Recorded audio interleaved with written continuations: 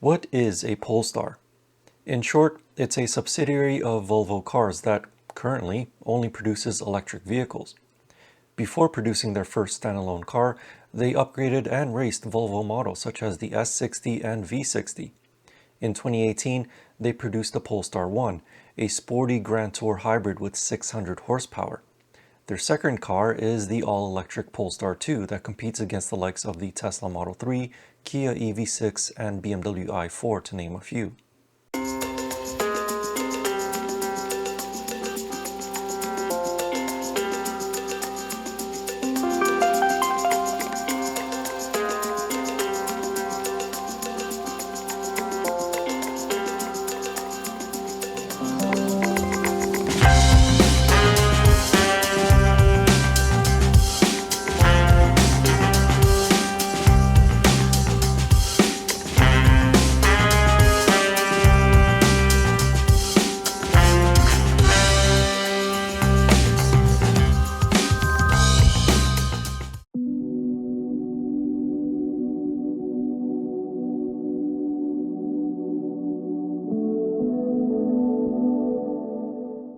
The 2023 Polestar 2 is available as a single motor or a dual motor. The single motor version has a front-wheel drive layout which will be changed to a rear drive layout for the 2024 model year. The Polestar 2 that I have on demo is the dual motor setup with 408 horsepower and 487 pound-feet of torque. There's also a performance pack for the dual motor version that bumps the power to 476 horsepower and 502 pound-feet of torque. But getting back to this standard all-wheel drive variant, power delivery is just like in every other electric vehicle. Smooth when driving around a city and punchy when the accelerator pedal goes to the floor. This dual-motor Polestar 2 accelerates from 0 to 100 km an hour in 4.5 seconds and has a top speed of 205 km an hour, which is 127 miles an hour. More than enough for a vehicle like this. Whether it's the single motor or dual motor, the Polestar 2 has a 78 kilowatt-hour battery pack that provides up to 434 kilometers of driving range in the single motor variant and 418 kilometers of range in the dual motor variant. It will take approximately 8 hours to recharge the battery from an 11 kilowatt level 2 charger. From a level 3 DC charger, 10% to 80% is achieved in as little as 35 minutes with up to 150 kilowatts of charging. It will take 65 minutes for the same state of charge from a more common 50 kilowatt charger.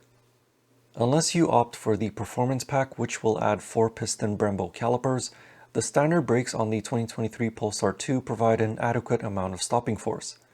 Pedal feel is progressive and firm without any odd pedal movement like in the Mercedes EQS SUV. Like many other EVs, the Polestar 2 comes equipped with a one-pedal drive mode. You can select between low and standard regen braking. Low is similar to a strong engine braking mode and it will eventually bring the car to a complete stop. On the other hand, the standard mode smoothly and more quickly brings the car to a stop and is similar to other EV regen braking modes and their one-pedal drive modes. You can also select the creep function, which will allow the car to creep, for a lack of a better term, at slow speeds, or the car will stay stationary when lifting your foot off the accelerator pedal in the one-pedal mode.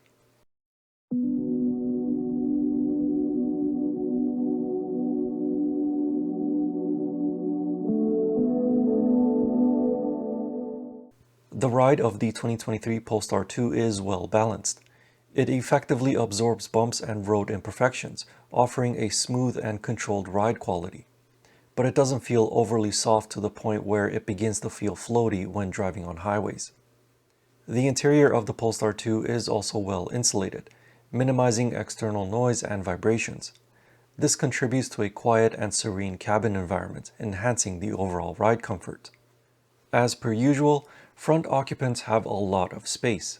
I am above average in height at 6'4", but I can't complain about headroom or legroom. But one thing I will complain about is the hard plastic material to my right knee. Another thing that I will complain about is the cup holder situation. There's one that is partially covered by the armrest. Moving the armrest back fully reveals it, but then the armrest is too far back to use it properly.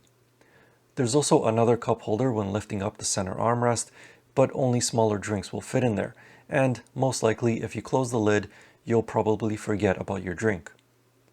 Visibility is good out the front and side with a decent view over the left shoulder in the blind zone. Visibility out the back is a bit restrictive due to the roofline and is made worse by a person sitting in the middle seat. Speaking of which, space is a little on the tight side in those back seats. Legroom is not too bad with my knees right up against the back of the front seat behind my driving position, but my knees don't feel squished. However, headroom is to be desired with my head touching the back of the moonroof. It's really showing my double chin. Also, there's a giant hump in the center which most other EVs don't have. In the trunk, the 2023 Polestar 2 has 405 liters of space behind the rear seats and 1,095 liters of space with the rear seats folded. A divider with grocery bag hooks can be lifted from the floor, and underneath the floor is just more empty space for the charging cable. There's also a little compartment underneath the hood that accommodates 35 liters of space.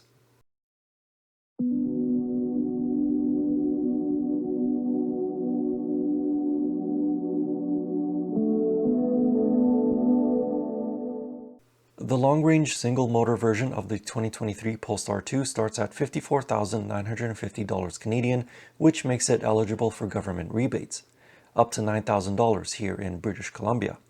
This dual-motor version will cost you $62,950 Canadian, but it is not eligible for rebates here in BC.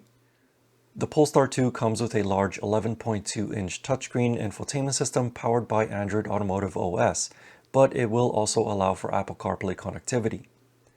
The system supports over-the-air updates and has some elements of Volvo's version of the infotainment system. For example, the temperature controls are accessed the same way and through the touchscreen, not individual buttons. But the graphics and the menu design is a bit easier to navigate around than Volvo's version. The layout and the settings are large and simply laid out. The Polestar 2 does not have a push-button start, and instead it's just like a Tesla, with the car ready to go as soon as you put it into drive or reverse with the fob in the car. There's also heated seats in all four corners, a heated steering wheel, wireless phone charging pad, surround view cameras, power liftgate, and that moonroof. One thing that I want to mention about the moonroof is that normally I don't mind them in cars because I can close the sun blind, but in this one, it doesn't have it. It's also not tinted enough like the moonroof in the Ford Mach-E, nor does it have electrochromic glass like in the BMW iX. So on hot days, it can feel like a greenhouse inside the Polestar 2, which means the climate control has to work extra hard, which in turn uses more battery electricity. As for the materials, they're a mix of gloss black plastic, which attracts fingerprints and scratches, and the rest of them are vegan with no animal-derived products. But you can option the Polestar 2 with leather upholstery if you want it instead of the standard embossed textile upholstery.